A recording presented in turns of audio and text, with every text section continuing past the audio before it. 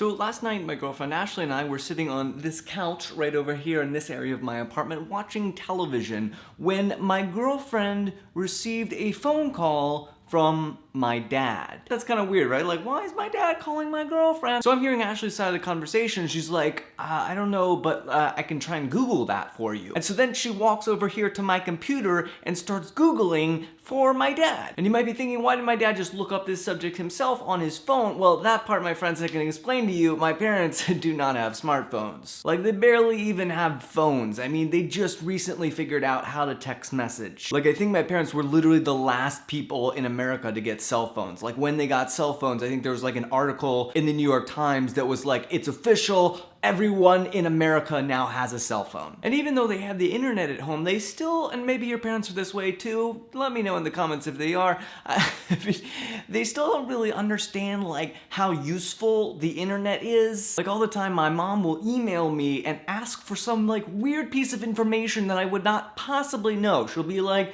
"Dear Joshua," because my parents call me Joshua. Oh, isn't that cute?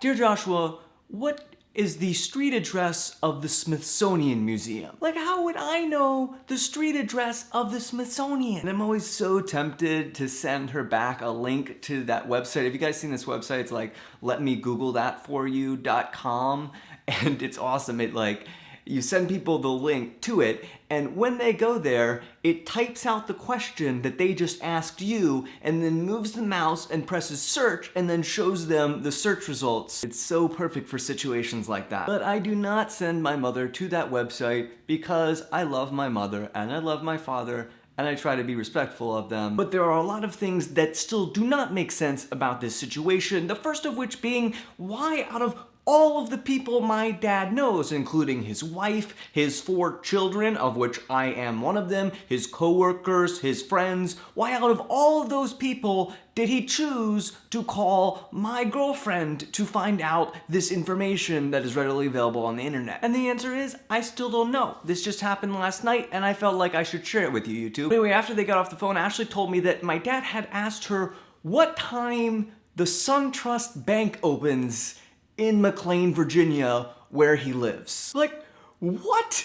Like, why do you call my girlfriend to find out what time the bank opens? Like, don't all banks open at like 9 a.m. approximately? He did explain why he needed to go to the bank at 9 a.m., which was because he needed to get $7,000 cash because he was buying a car from someone, from my sister Anna, who just got her license, and the buyer was insisting that it be in like cash money bills, which I find to be very strange. Like, the guy wouldn't take like a check or a cashier's check or PayPal or something. Like, he insisted on cash. This seems to be strong indication that either A, he's in the mafia, B, he's a fugitive and he needs the money to escape the country, or C, in fact, my dad was kidnapped and the ransomer just opened his phone, pulled up the contact list. Ashley was the first person he came to. He pressed send and he said, "Hey, ask her to get you the $7,000 cash," which does seem like kind of a low ransom number. I mean, I don't know what the going rates are for kidnapping. It's just like in movies, it's always like millions of dollars. I wonder what the average ransom is for a kidnapping. I think maybe I'll email my mom and ask her. No, I've got a better idea. I'll Google it and find out the answer immediately.